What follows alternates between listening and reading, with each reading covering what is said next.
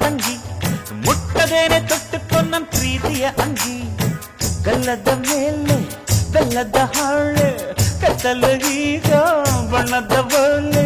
ಬಿಟ್ಟವು ಏಕೆ ಮಿಂಚು ಕಣ್ಣಲ್ಲಿ ಸೊಂಟದ ಮೇಲೆ ನಾಚಿಕೆ ಬಳ್ಳಿ